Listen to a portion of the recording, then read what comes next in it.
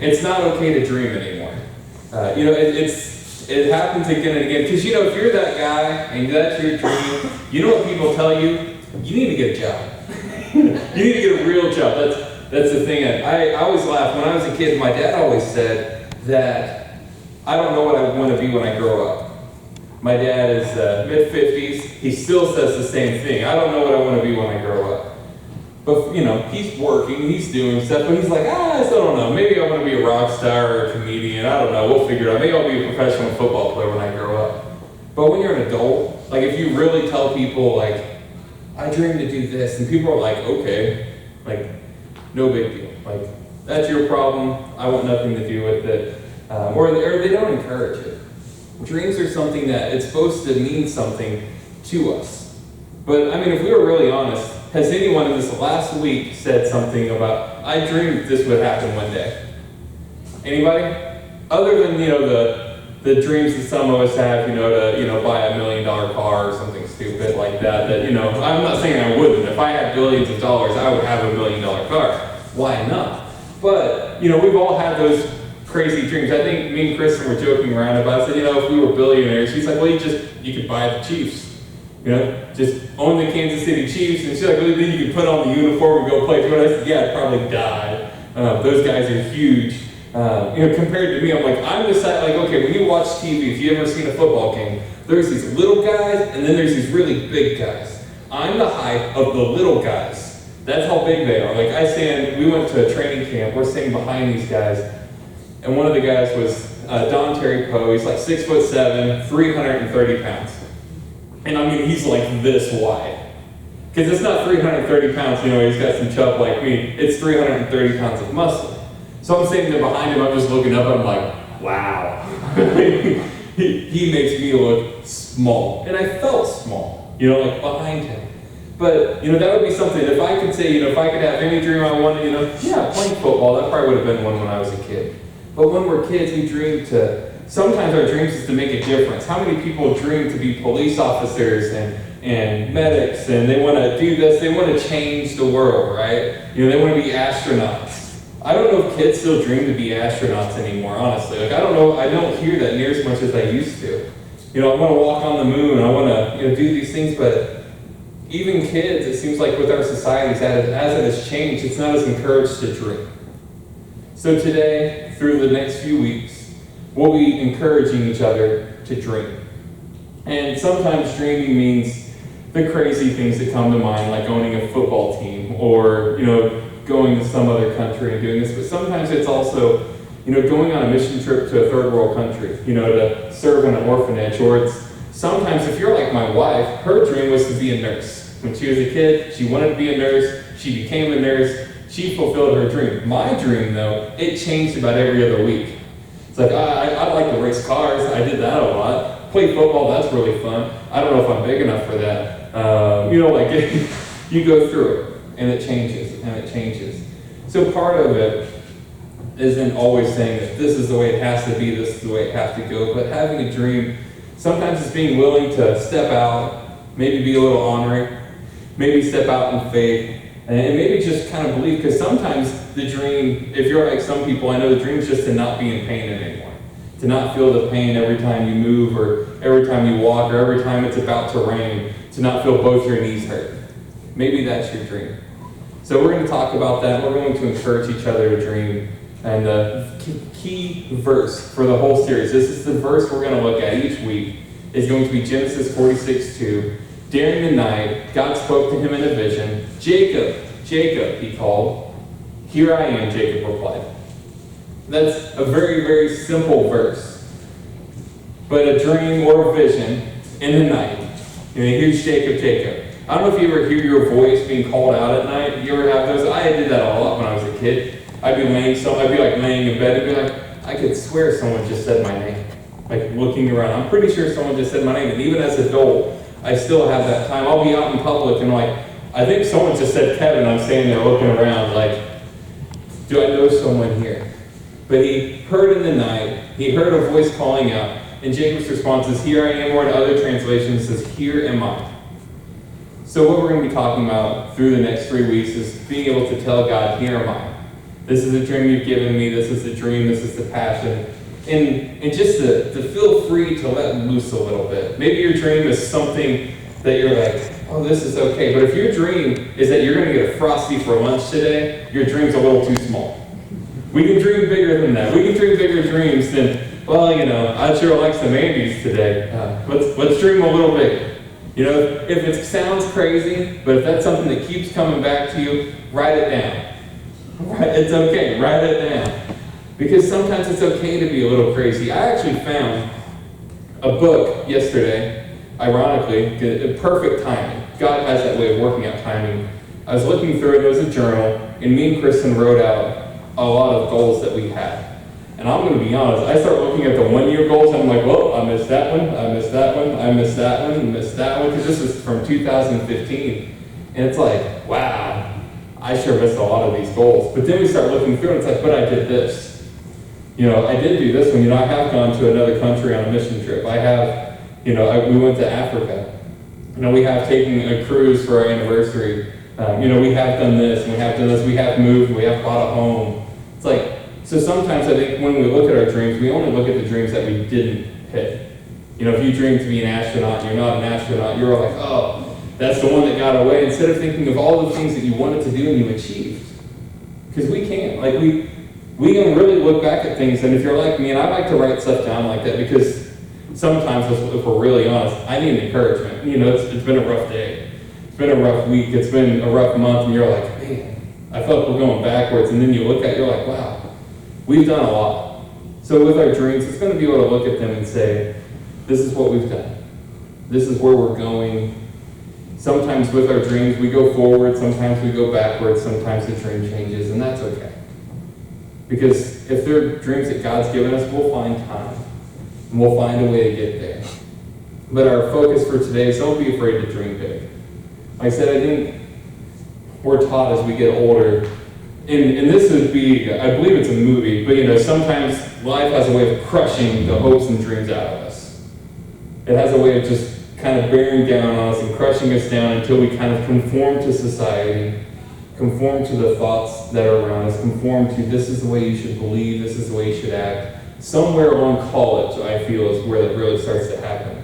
Because when you're in elementary school, you're in middle school, and maybe even a little bit of high school, they encourage you, do whatever you want to do. In college, it's do this the way I tell you to do. That's the professor. Usually, do this the way that you're supposed to, write it this way. This is the way I want you to think. This is the way I want you to talk. This is the way I want you to write.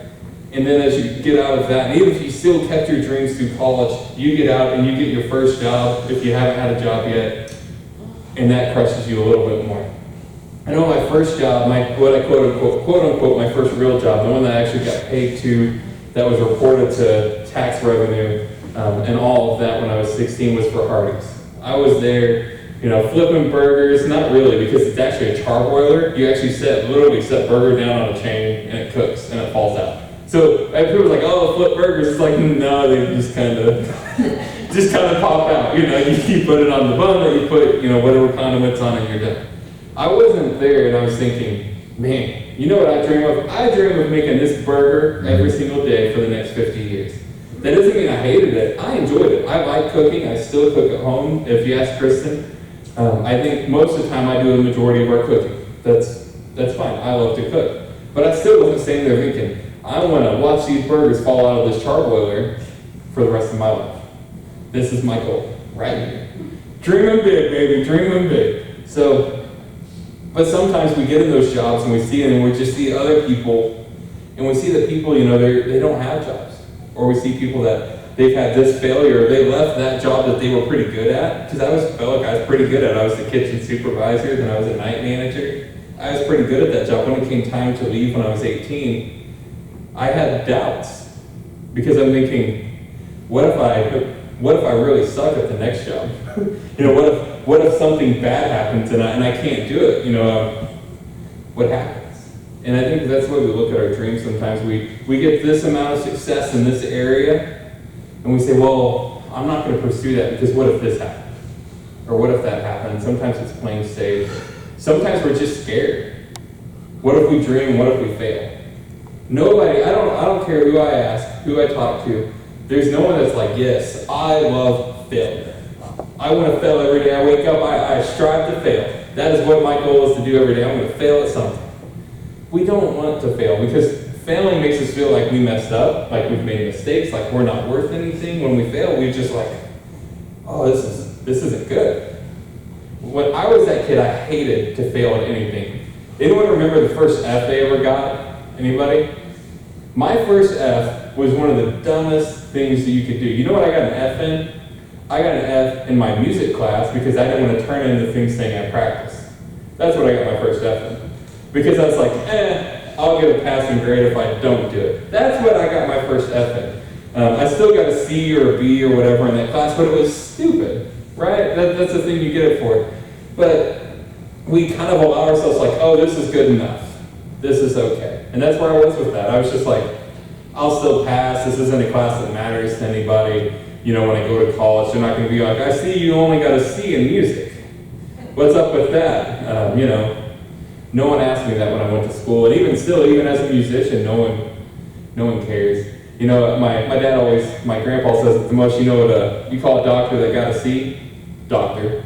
You still call him doctor. So it's the same thing. It doesn't matter what it was. It's still the same job. When we dream, sometimes we allow ourselves to limit them by saying, well, I'll achieve what I want by doing this. But what if we could achieve more? What if you could do more? What if you could do something different? So that's what we'll be looking at. Today's key scripture, this is where we'll spend the bulk of our time today, is in Genesis 37, verses 1 through 11. The guy we're talking about, his name is Joseph.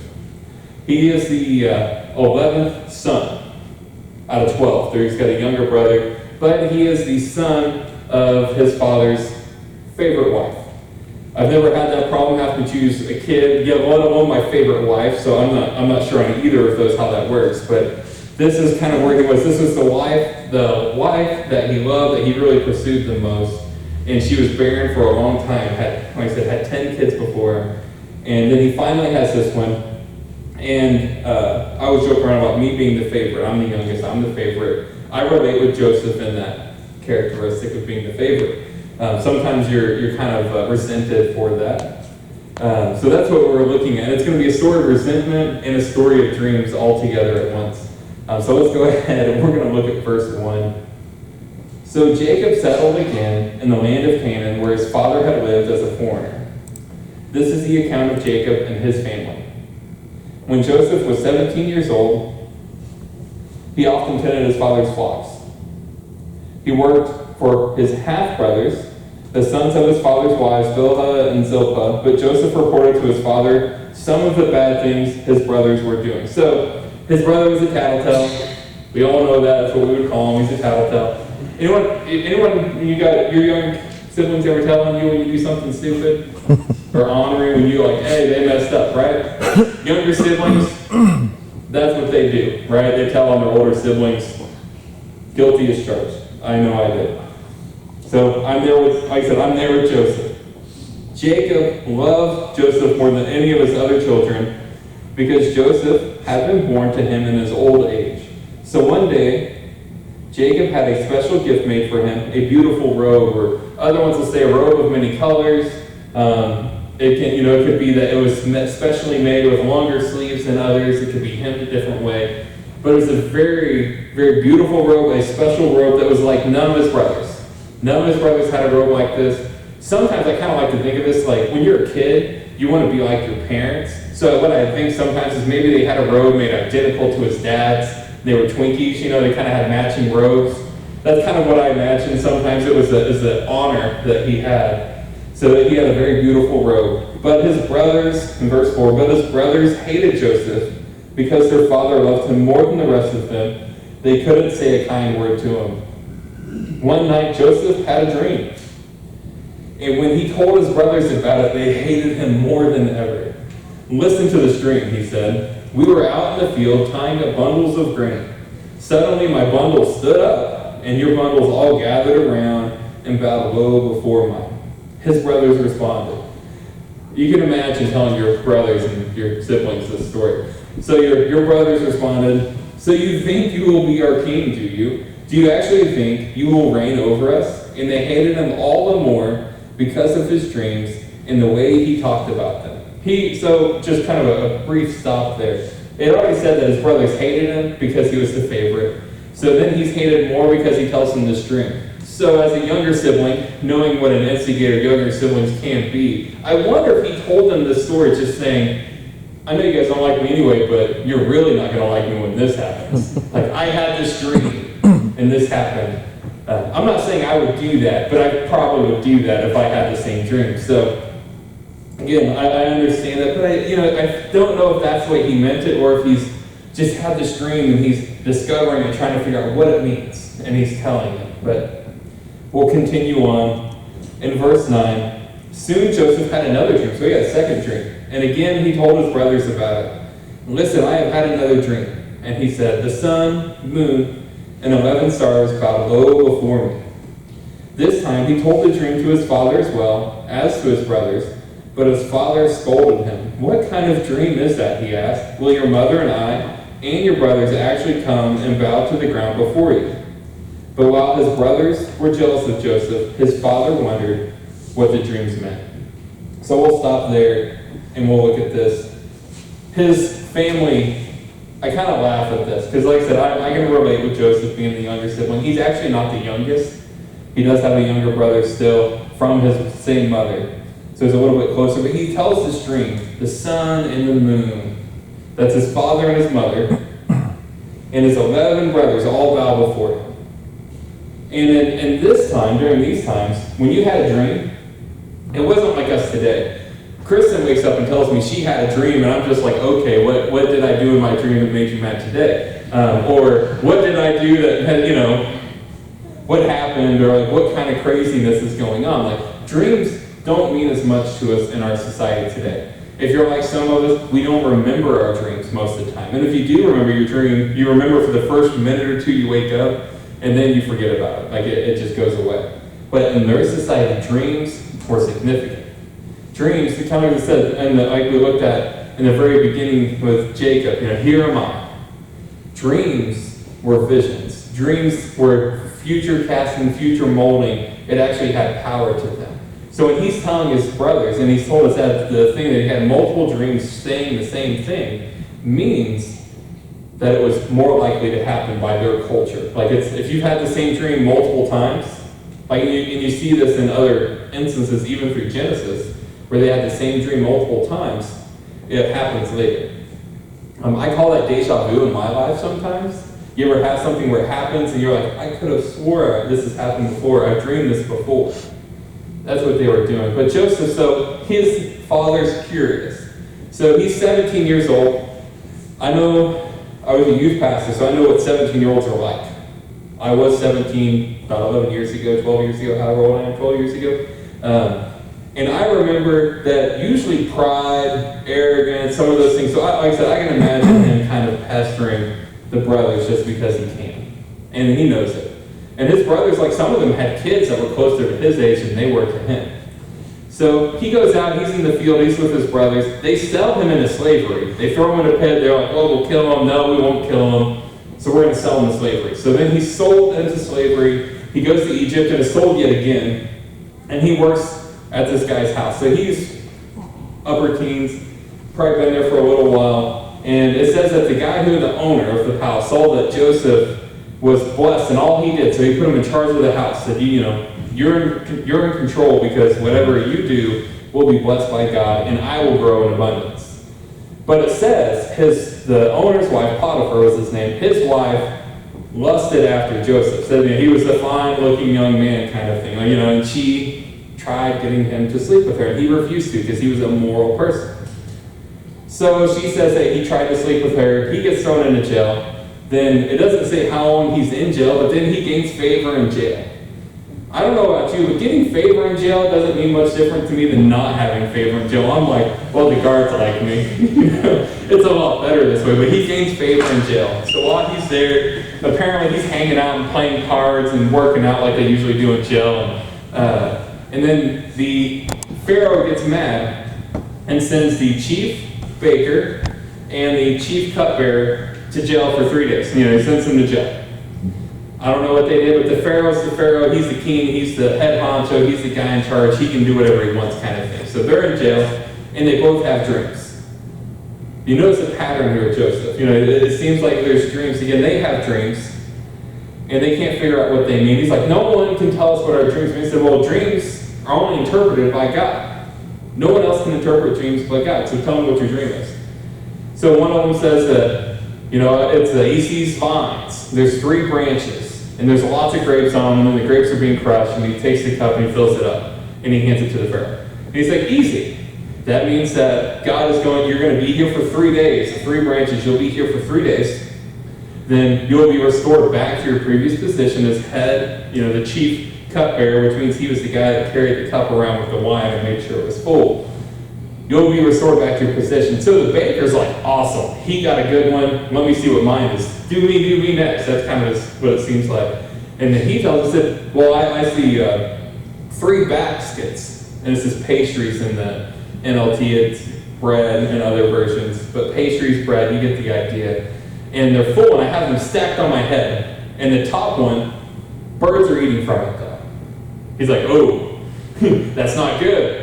He's like, what do you mean? That's me adding in a little bit. That's the story, though. But that means that you're going to have to be in jail for 3 days, and then the Pharaoh's going to put you on a stick, and birds are going to peck at your flesh.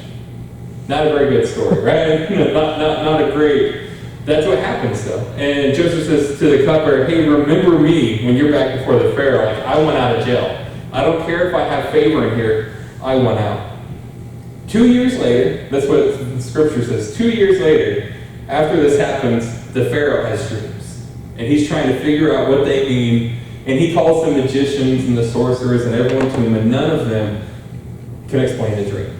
None of them can tell him what happened. None of them can do it. So they sit there, and as he's going through, and he's like, and the cupbearer remembers Joseph. 2 years later, I don't know about you, but if someone forgot me for 24 months, for like 800 days almost, I'm probably not going to be like, oh, hey, it's great seeing you. It's going to be like, I've been in jail for 2 years.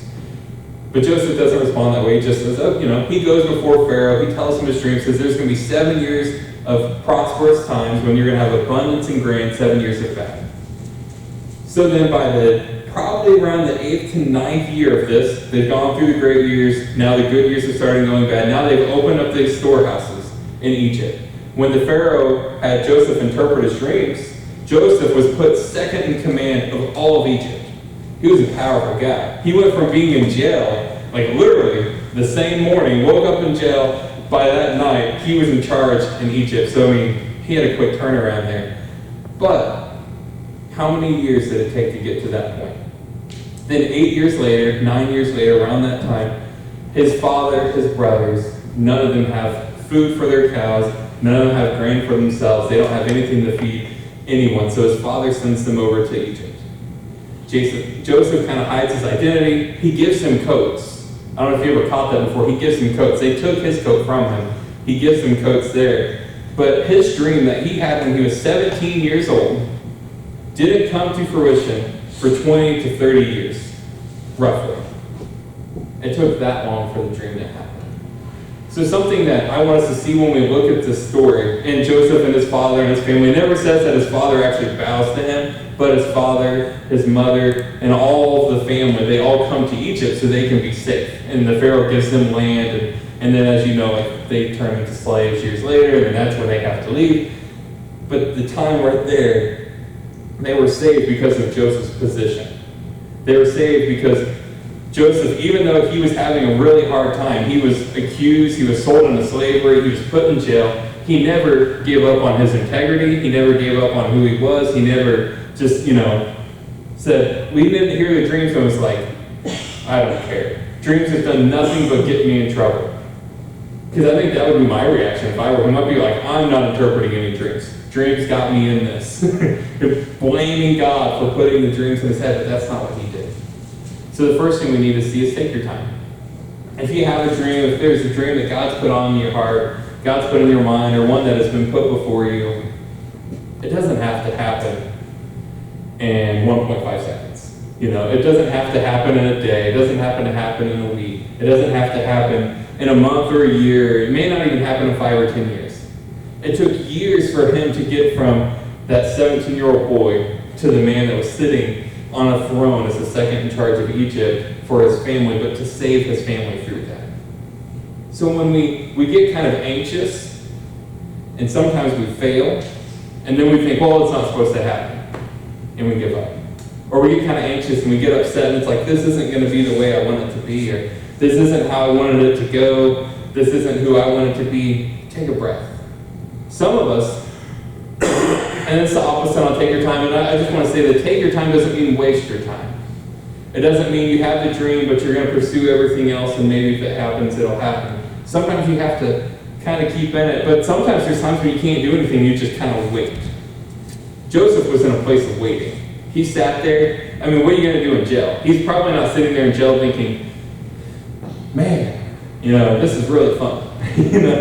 He's sitting there thinking, when will I be out? How long will I be here? And he probably thought back to that dream. He thought back to his family. When will I see my family again? Will I ever see my mother? Well, his mother passed away already before that, before he was 17. Will I ever see my father again? Will I see my brothers?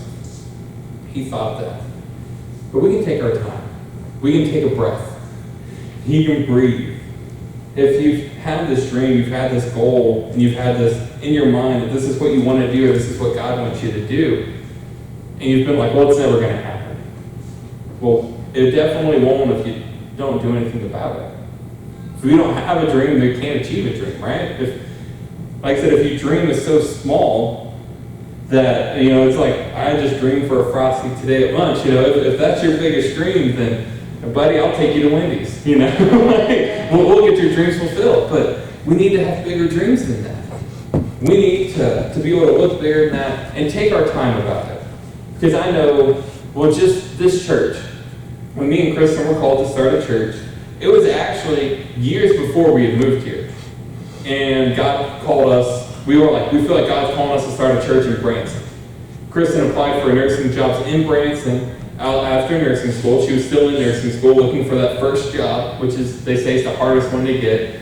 So she applied in Branson. It's like, hey, I have some friends that said you can get a job at the Bolivar Hospital too, so I'm going to apply there because they have a position open I want to do. So she applies at both, interviews at both, and only gets offered one of them.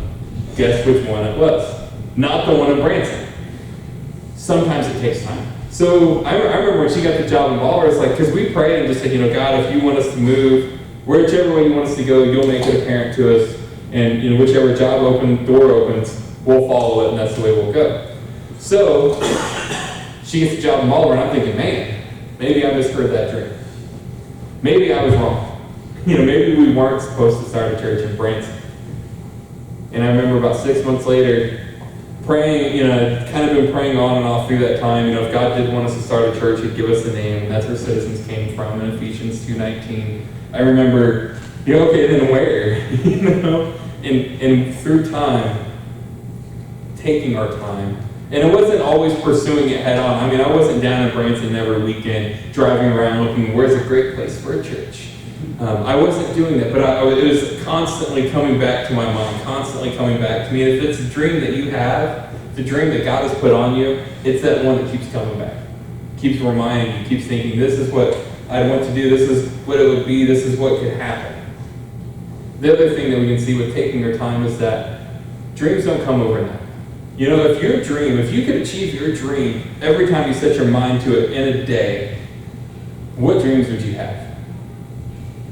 It wouldn't be that big of a deal. Be like, I dream I make $1 billion today, and you make $1 billion that day. You're not going to be like, tomorrow I dream. You're just like, I can get whatever I want.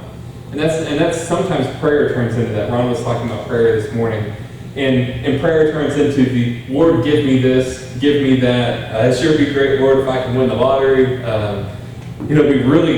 It'd be a miracle if I did, because I don't buy lottery tickets. But we kind of have that thought with prayer, but with our dreams, we kind of think the same. It's if I can't achieve it within said time, I don't want to do it. I know I have different dreams, and those are things I want to achieve, and they're things that God has put us here. Like I said, it took years for us before we moved to Branson. It was almost about 3 years, 2.5 years before we moved to Branson after getting the initial call to start a church, and then it was another half a year before we started, and it was another half a year before we were organized, and then it was another year from that till we got our own building, and dreams take time. You know, and even still, we're in our building, we're an established church.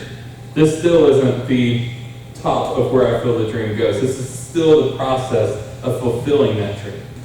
It takes time. It's a movement as it goes through. And another thing I see with Joseph is he was a criminal in jail, right? He was accused of forcible rape. He was a Jew. He was a foreigner. He wasn't somebody liked. And God still used him. God took him out of prison. I imagine they cleaned him up before he went before the Pharaoh. Because jails aren't typical, especially during these times, you know, think of desert. Egypt's really known for desert, right? I don't think of Egypt and think of lush green plants and rolling hills. That's Ireland. A little further south. Keep going south. And then you find Egypt and it's desert. And I don't know if you spent much time in the sand. I go to the beach. Me and Kristen seem like we go to the beach almost every year. If I leave the beach and it's been very windy, I have sand all over me. It's on my skin, it's in my hair, and it's all over me. And if you wear contacts, if you don't wear sunglasses, it's in your eyes. I mean, it's everywhere. So if you're in the desert, there's a lot of sand around you. So he's probably covered in sand, covered in dirt and grime. He's probably got a pretty big ZZ Top style beard. It's not very well kept. He gets cleaned up before he goes before the Pharaoh. But God's not finished with him. And when we get something we can see with ourselves is that God's not finished with us just because we've had a setback. Like us, when we were moving to Bolivar and we're thinking, what next? What happens after this? It's raining. It's okay. We need the rain, so it's a good thing. Hopefully no one's windows are down. You better go get your windows down. But we need to be able to have that dream. And we need to be able to say that, just because I failed, just because I fell down, because I slid, because I had this problem, doesn't mean your dream's over. It just means it's not time yet. It's not time. Does that mean it'll happen next week or next year? No. Me and Kristen didn't have any idea when we moved to Branson. We got asked by friends to help them start a church in Springfield that has done awesome since they started. And we were praying about it, and because I love to serve with them. They're two of the pastors I respect the most from our district. And I wanted to serve with them. And I remember praying about it, and just a small voice telling me, what about the church I called you to plant? What about that one? And it kind of wrecked me because I still rather, even now just knowing what I could have learned during that time, just a year there, 2 years there, I still came here. And this is what I felt we were called to do. So me and Kristen, we moved and we did it. But it wasn't because it was this super pleasant, easygoing time where it's like everything fell into place and it happened just exactly as we had hoped and imagined. No, it took time. We talked about worship today in our staff appreciation. We knew Kristen the second week of our practice services. That was when we met Kristen and Fernand. The second week. Not the first week, not 2 months prior, not 3 months before.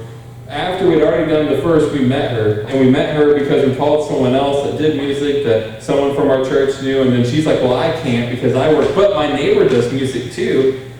So we called her, or she called me actually. I'm like, well, give her my number. She's interested. Have her call me. I would not have dreamed in a million years that is how we would have found a worship leader.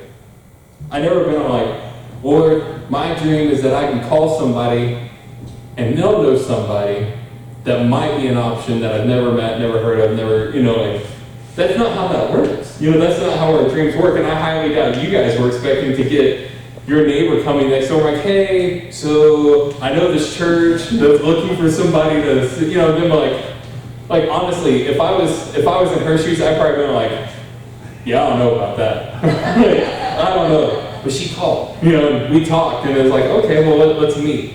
And, we're 2 years, more than 2 years from that.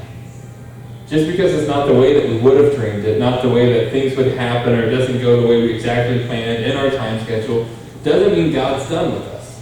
God's not throwing us away. God's not saying this can't happen. He's not saying you're not worthy. He's saying it's just not time. So part of it is for us to have these dreams, we need to be able to see that it's not in our time frame. It's not in our timetable. You can hope that it happens tomorrow. You can hope that it happens in 10 years, but it's not up to us. If it's a God-sized dream. And if your dream's not that big, if it's that smaller one, You dream small because your God's small. If you dream big, it's because your God's big. If you allow yourself to dream big, you can see that. Because if you're dreaming, like I have a lot of dreams. You know, like when we started the church, our hope wasn't our dream wasn't to find a location. Like that wasn't the end of our dream. Our dream wasn't to connect with 20 or 30 or 40 or 50 people, or, you know, that was part of it, but that wasn't the whole dream. Something I'm going to challenge you guys this week is you can put it in your phone, you can write it down if you like to physically write stuff. I like to physically write stuff, even though you will never be able to read my handwriting, I like to write it down. But write down that dream. If you don't know what that dream is, pray for God to show you the dream. And I'll give you some examples of mine if you're curious, because I had to really pray and think about if I wanted to share my dreams. Because if you share your dream with somebody, you know, you kind of got an expectation, right? There's an expectation. This is what you're going towards. This is what you're working for. So I'm going to share a few of mine. And I encourage you to write your dream down and share it with someone. Share it with your spouse. If you don't want to tell your spouse, tell a stranger. Strangers love being told random things. Tell someone this is your dream. If you want, you can share it with me. You know, if it's one that you don't care to share, I'd like to be able to share it with others too, so we can share it here. But here's a few of my dreams. I dream that Citizens Church itself, this church, is a beacon of hope for those in Branson. It's a place where, you know, people that are lost, people that are poor, people that are hungry can come and find comfort. I dream that I can pastor this church for more than 20 years. That may not sound like a long time, but to me it is. And if you look at statistics of pastoral tenure, 20 years is a long time. I dream that this church will plant multiple churches in the surrounding area, Missouri, Arkansas, those type of things. One of my mentors called me Friday morning, actually, and he's the director of evangelism for the Church of the Nazarene. We were talking, and he always used to say this, and I always laugh because it's true, but how many of us were a product of a church plant?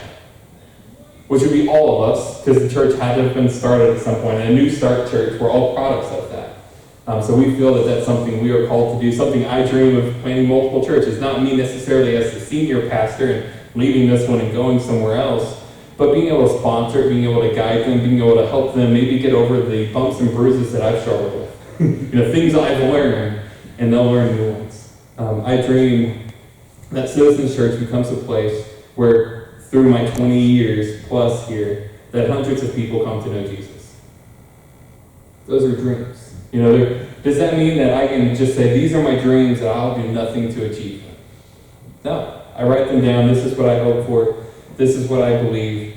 This is how big I know God is. I cannot do any of those on my own. None of them. But I can do them with God. So I pray, so I pursue, so I reinvent myself sometimes. You kind of gotten, okay, you know, God whittles you down to an image. You know, if you talk about the clay, you know, He's the potter and I'm the clay and I'm willing to be shaped into whatever image, whatever He needs me to be. And if we have dreams, that's what our dreams should be. Our dreams should be willing to be shaped by Him, to be molded by Him, to be made into what He has me to be. We may get a snippet, like my dreams there, that may be a snippet of what God wants. That may be the epitome of my entire ministry may be wrapped up in that. But that's my dream. As the worship team comes, I know this isn't a atypical message, but I felt like it was one that God had been putting on my heart.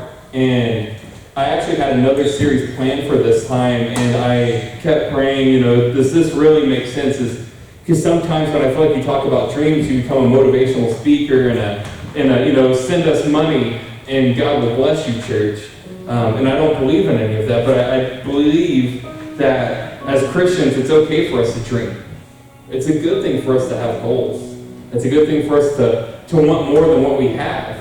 You know, it doesn't mean that we want money and cars and fame, but to want things that are from God, that are of God. I know something I want every day is more of God. That's just the